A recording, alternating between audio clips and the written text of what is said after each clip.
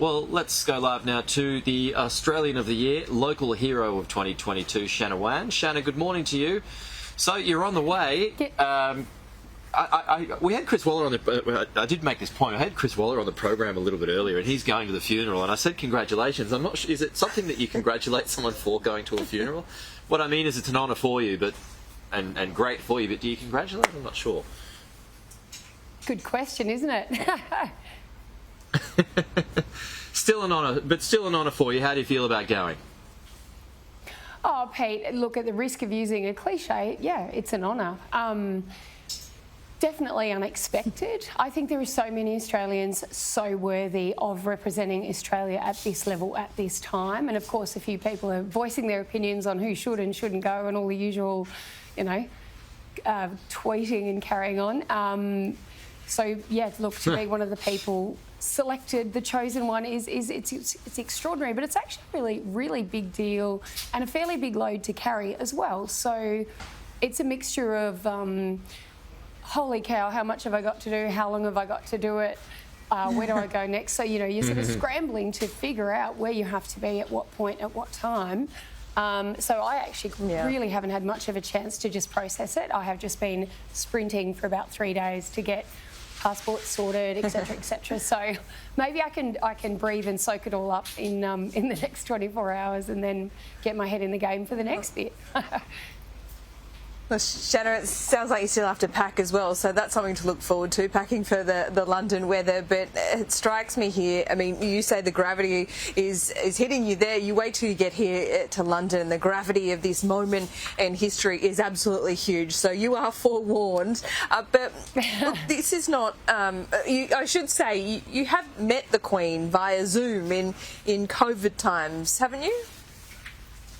Yeah, Laura, so the Governor-General decided to gather the Australian of the Year recipients to introduce us all to the Queen for her Jubilee. And, so we had a lovely chat. And, that was a monstrous privilege, because as someone who's dedicated my own life to service, I just couldn't stop thinking, wow, imagine doing that for 70 years in the public eye.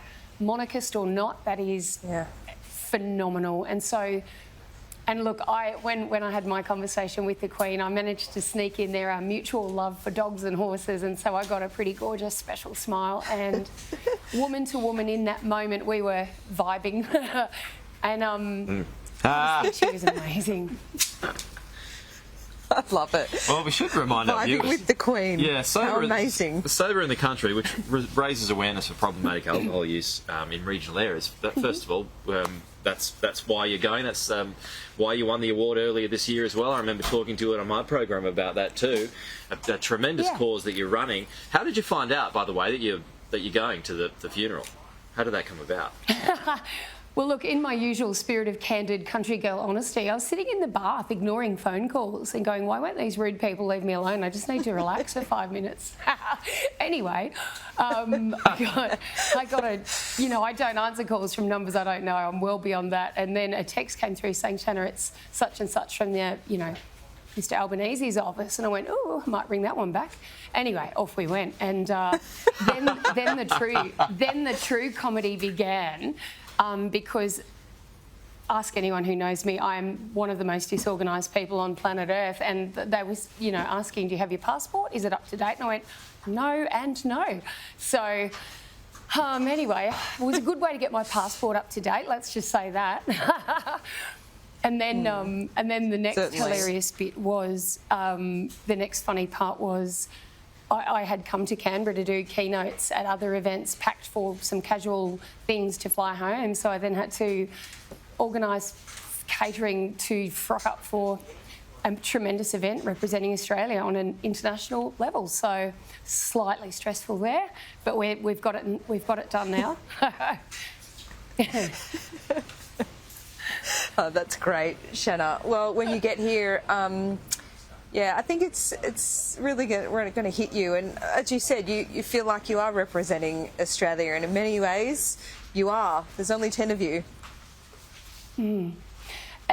Yeah, look, and exactly right. So you know, I was speaking to some other media this morning, and I said the first thing in my, you know, front and centre of my mind is to just be a really authentic, genuine representation of rural, regional and remote Australia, which is handy because I can't be anything less than genuine. Sobriety equals honesty for me. So I will just be who I am. So are you a fan of the Queen? Am I? Did you say am I a fan of the Queen? Are you a monarchist? Have you always been a monarchist, or not? Or an Elizabethan? Doesn't really matter. But I'm just curious. Yeah, No, were you look, a fan of the Queen? I was someone who probably didn't delve into history very much. I've probably spent a bit of my life in a bit of apathetic, poorly educated circumstances. I just didn't delve into it. I don't know, I was out in the bush doing bush girl things. But as I got older, and as I started to look at, you know, global politics and indeed the royal family and all of the rest of it, and I try to stay informed and I try to understand it, but some of it frankly goes over my head. And so what I would say to you there, Pete, is that I am a fan of Her Majesty for her service work, and that's my take on it. If that makes me a monarchist, I don't know. I am just someone who appreciates a lifetime of service, and I think that is well worth honouring, and that's what I will be happy to do. No, it's phenomenal. It's phenomenal that you know she made that pledge when she was a young woman, and 21. She followed up on it for a whole life. What were you doing at 21? Where was I? I was in Rocky. I think I was in Rocky then. Better not ask me that question, Laura. Pledging allegiance to your nation. Nor I, Shanna. Don't ask me that question either. Now I want to know. Oh, well, we'll see you when you get here, Shanna. It's been a pleasure to speak to you, and we're going to pick up that conversation. Hopefully you can join us live here at Buckingham Palace when you arrive and talk about the vibing with the Queen that you talked about. Great. We'll see you here soon. Good luck with your passport, and don't forget to pack. Thank you, guys. Take care over there.